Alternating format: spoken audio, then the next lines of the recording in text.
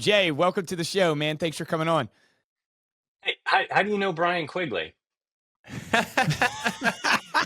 you Brian related? Quigley. First off, are you related to him? Yeah, are you related to Brian Quigley in Bluebell, Pennsylvania? No, just in Tampa, Florida. Okay, it's another Brian Quigley. So Brian is an amazing agent here that's helped me buy a property before, and so we've been good friends for many, many years now. So, hey, man, great last name though, Quigley, because Brian's a stud of a guy. So I'm sure you are as well. What is your question that is, maybe in business, maybe it's holding you back from going to the next level? What do you want to know about that we can help you with? Well, as you can tell, I don't have the camera on because in the industry, radio industry, I have a face for radio. So I did radio right out of high school and, bounced around in a couple of careers before I landed into real estate. And I've been enjoying your podcast now for easily over a year. And, I was curious, has that podcast helped your company build its brand and client base? That's my first question. And then my second question is, if someone like me was thinking about starting a podcast, are there any nuggets of wisdom that you could provide? Mm. Great question. So tell me a little bit about where your business is today, volume wise, and what type of like GCI or profit are you getting out of your business today? Because that also will help me craft the answer of whether we think you should spend time doing a podcast or not. I'll still give you my thoughts on what ours has done for us. But how much volume have you done year to date, Jay? Wow. I wish I had been told I needed to give you some clear numbers, but just Yeah, yeah. looking at the last year, which was a decent year, Yep. 24 transactions, Nice. $16 million. Awesome. Yeah. So you're a great producer, man. Congrats on that. Yeah, always know your numbers. We just got off a call in where we were talking about accounting systems, and I use the phrasing, what you focus on expands, and where your focus goes, your energy flows. So I think a lot of rich people, they tell you check your bank account every day. I tell that to real estate agents all the time. Check your bank account, but more importantly, check your numbers of activity, because when it's top of mind, you can't avoid it. You can't ignore it. So let's get into then podcasting.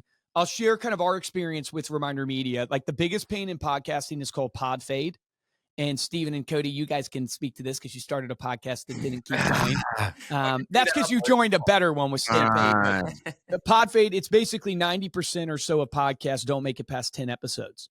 And so, the biggest pain in podcasting is producing content consistently. And especially when you're getting no traction. For 3 years, we did Reminder Media Stay Paid. So for those who don't know that are listening, I run a marketing company called Reminder Media. Work with real estate agents, of course, but thousands of other businesses. And the podcast was really our way to go, hey, we need a way to get educational value out to the space that people, it would build an audience, build a tribe, and also help our clients know how to implement their products. And so we started it about 8 years ago. For the first 3 years, nobody listened. For the first 3 years, I really, believe it or not, even though we were decently big at the time in terms of company size, I didn't have any connections. I interviewed my personal property and casualty insurance agent for the Jay, company. it was bad when he Yeah, first it was. started. Yeah, don't go listening to first episodes, guys. Go binge them if you want to see how awkward the creature was. I'm gonna go find him right now. I'm gonna go find Yeah, him right exactly. now. But it's an evolution. So two things is, one is I started it with a guy interviewing me called Sefton. He was one of my content writers at the time. We lasted like 3 episodes, and then I brought Josh, my CMO, on, and I loved it so much with Josh that I was like, hey, Sefton, I'm going to have Josh host it with me. And so that's a key takeaway for people is like, hey, when you got to make the move, even if it's not what you started out with. You got to evolve it and iterate it. So Josh came on. He's an incredible co-host.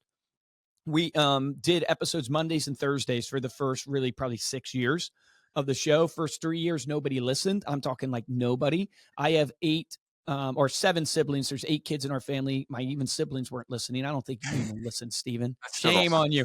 Maybe our mom listened is the joke I make because, my mom loved me. But we kept going. That's the point I'm trying to drive home. For 3 years, imagine getting on Mondays and Thursdays, releasing episodes, no views, no listeners, not sure who you're going to interview next. I interviewed people in our company, like our sales management, client success management. I interviewed my insurance agent. And then finally, we started to get a little traction. And the key is in podcasting is not actually the listeners. The key is the relationships of the people you have on. Yep. That is really the gold behind podcasting is like, Jay, you're meeting us and we're able to meet you.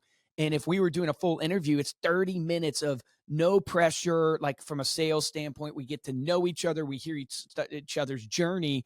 And now there's just a connection there that if I reached out to you after the fact, you would probably take my call in a different way because you know Luke. And so we started to realize out of the gate, well, I shouldn't say out of the gate, 3 years in, that, oh man, we are really getting to know these people. And I remember interviewing Andy Dane Carter, who has a big following on social, and he reshared our podcast. And then I was able to go, okay, we've had Andy on. Who's connected with Andy? That's a bigger name that I can then, essentially go, hey, we had Andy on. We'd love to have you on. Get Andy to introduce me to him. And then from there, it started kind of that snowball effect.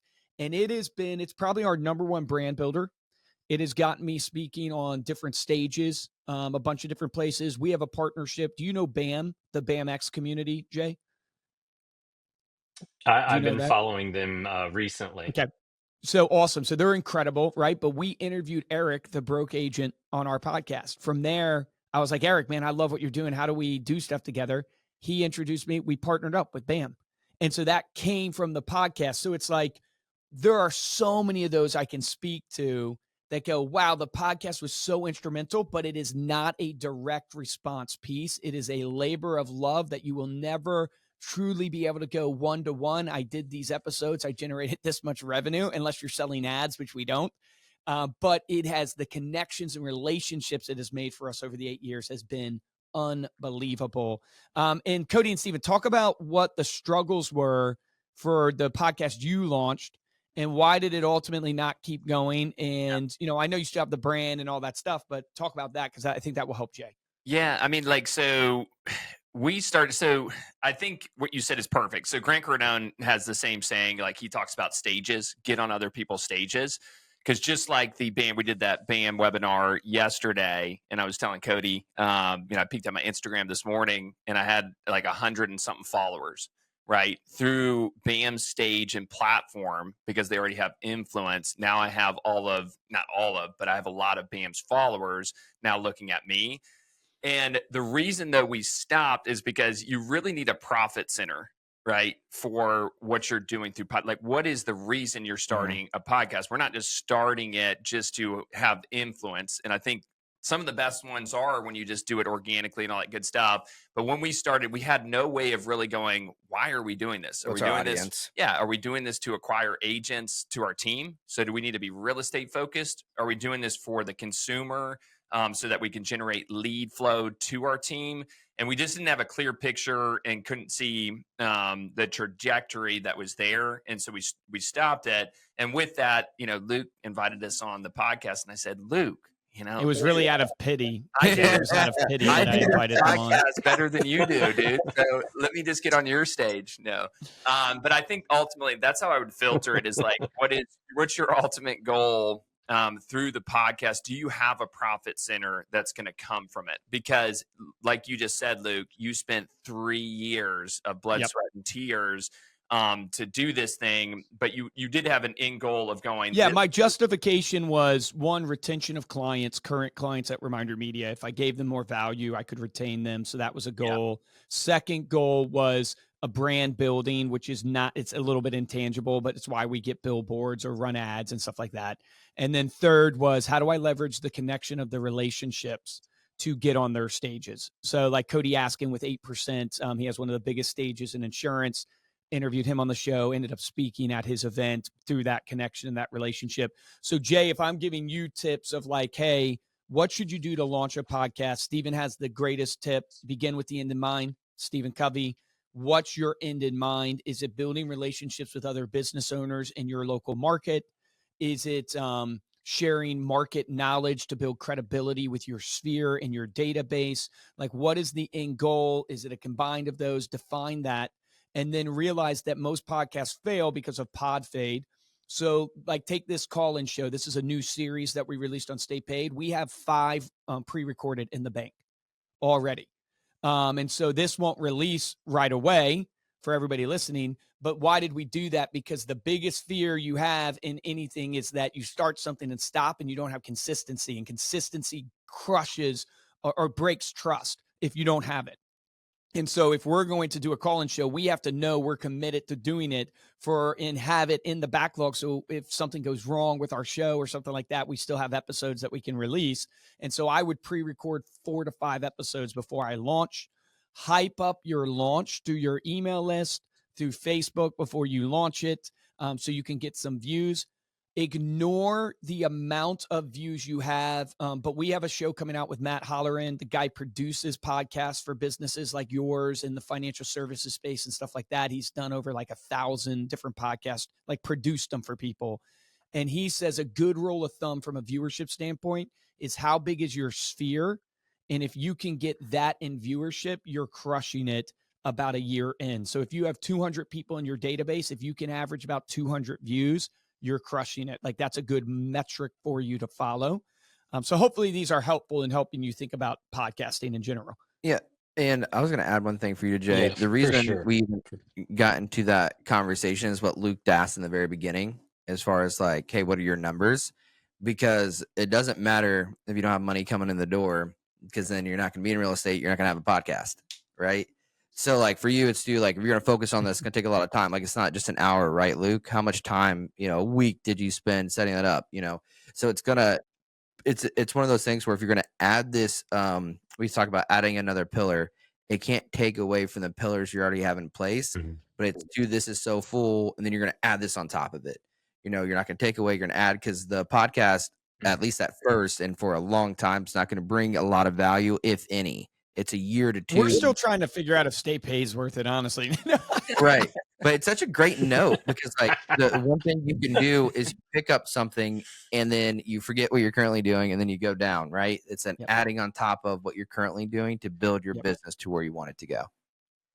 In the equipment's not usually the problem. Don't worry about the equipment. There's easy way. We use Riverside, as you can tell. We started out on Zoom. Is how we did them. And so we do some in person, but most are just interviewing over Zoom. We find that to be easier. And then like anything, you can do the work, but then it's how you promote, right? The work you've done. So as long as you're willing to promote, so if you interview the local business owner, then make sure you do the work to get the local business owner to share it on their Facebook, their Instagram, their LinkedIn. Make sure you collaborate with them when you post it on Instagram. Make sure you're sending it out to your sphere. All these things, you've got to ask yourself, do I have the time to do this? And if you don't have the time personally, then you need leverage, people and systems. And so who can you pay or leverage to do this for you? But if something's worth doing, it's worth doing well. So don't do something and not try to do it well. Like that is the key. But Jay, man, amazing first podcast. Yeah, Steven wants to be on your show. Jay, man, he tries to leverage every stage he can get there. I don't know. I can't control him. But hopefully, Jay, that's helpful for you. Are you going to go start a podcast now? Well, I have the equipment. I've been playing around with Zoom. I've done a couple of trials, just kind of myself. I think it'd be way easier if I had somebody cool like Cody or Steven to bounce things off of. But definitely, this was great information. I know it's a lot of work, and I think that's one of the reasons why I've hesitated moving forward, because to y'all's point, you really do need to, do it with both feet on the ground and hit the ground running. And that's what 100%. I want to do. And I do have some freed up time. And I'd like to plug something worthwhile into it. And with my love for radio, because I was a former radio guy. Yeah. And you have a great voice for radio. I can tell. When you start the podcast, send it to us.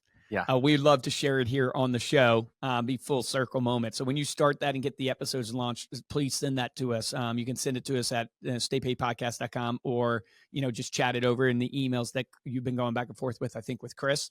But we'd love to shout that out on the show. Yes. And that way it's full circle moment. And then, have Cody and Steven on. They're okay. They're pretty cool. But Jay, I really appreciate you coming on the show, man. And I'm glad you're on here. And I know this will help a ton of people. So follow us on Instagram. We'd love to connect offline. You got it. Thanks, guys. Have a great day. Awesome. Thanks. Bye.